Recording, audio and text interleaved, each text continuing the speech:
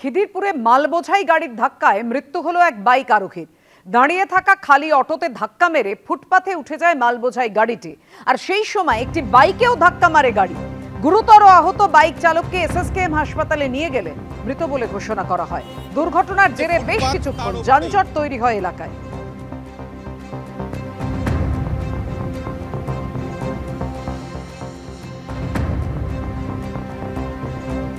প্রথম থেকেই পুলিশের স্ক্যানারে ছিল নির্যাতিতার সহপাঠী। গোড়া থেকেই তাই সহপাঠীকে আটক করে জিজ্ঞাসাবাদ চালাচ্ছিল পুলিশ। তার ভূমিকা যে সন্দেহের ঊর্ধ্বে নয় সে কথা জানিয়ে আসছিল পুলিশ। গতকাল গ্রেফতারির আগে সন্ধ্যায় সাংবাদিক বৈঠকেও একই কথা জানান আসানসোল দুর্গাপুরের পুলিশ কমিশনার। ওর রোলও সন্দেহের ঊর্ধ্বে নেই, ওই জন্য আমরা ওরও যে কাপড় জামা আছে সেটা আমরা ওয়্যারিং অ্যাপারেল যে আছে সেটা আমরা সিজ করেছি। ওর মেয়েটি কি ভিকটিম কি তার বয়ফ্রেন্ড সম্পর্কে কোনো কমপ্লেইন করেছে এখন পর্যন্ত? উনি যেটা বলেছেন অ্যাজ পার কমপ্লেন্ট ভিকটিমের যে স্টেটমেন্ট আছে উনি ওর সঙ্গে গিয়েছিলেন, তারপরে এই ঘটনাটা ঘটেছে। কিন্তু আমি যেটা বললাম ইনভেস্টিগেশন মধ্যে যে পাচ্ছি সেই হিসাবে আমরা ওকে জিজ্ঞাসাবাদ করছি। যেরকম জিজ্ঞাসাবাদ মধ্যে বেরোবে সেইভাবে আমরা আইন অনুযায়ী পদক্ষেপ নেব। কথা বলবো, আমাদের সঙ্গে রয়েছেন আমাদের প্রতিনিধি পার্থ প্রতিম ঘোষ। পার্থ, কোথায় কোথায় অসঙ্গতি মিলেছে? টানা জিজ্ঞাসাবাদ, তারপর ঘটনাস্থলে নিয়ে গিয়ে ঘটনার পুনর্নির্মাণ, যে কারণে পুলিশ তাকে গ্রেফতার করল।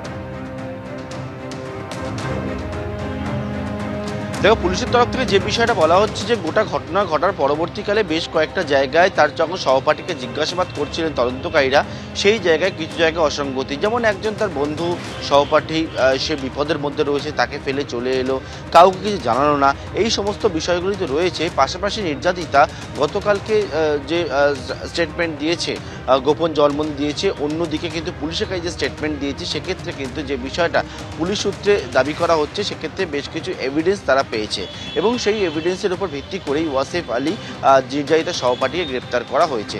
এবং তুমি জানো এই যে মামলাটি প্রথমে শুরু হয়েছিল, যে মামলাটি সেটি হচ্ছে গণধর্ষণের, অর্থাৎ বিএনএস এর 70 সাবসেকশন 1 গণধর্ষণের ধারা, অন্যদিকে 3 সাবসেকশন 5 যেটা হচ্ছে কোনোরকমভাবে যৌথভাবে কোনো অপরাধ সংগঠিত করা।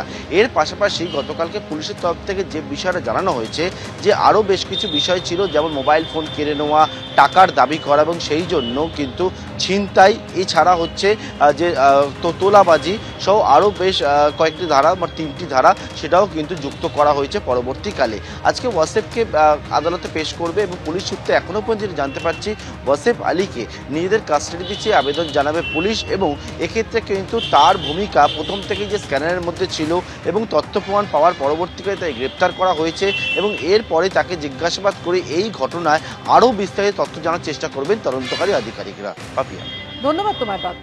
সহপাঠীর তো ভূমিকা অবশ্যই আছে এই ঘটনার সঙ্গে। হ্যাঁ, অবশ্যই আছে, আমি তো বলছি। কেন মনে হচ্ছে? আপনি তো সব আগে থেকে তো বলেছিলাম, আর কেন মনে হচ্ছে বললে আমি কি বলবো, আগে তো বলেছিলাম ওকে নিয়ে গিয়েছিল, সম্ভবত আগে ওরা প্ল্যান করেছিল এই জিনিসটা কি বদমাশি করার জন্য, পরিকল্পনা করে এই দুষ্কৃতীদের সঙ্গে সহপাঠী। হ্যাঁ, হোয়াই নট, হবে, নাহলে কি করে ওইভাবে ইনসিডেন্টটা হয় বলুন।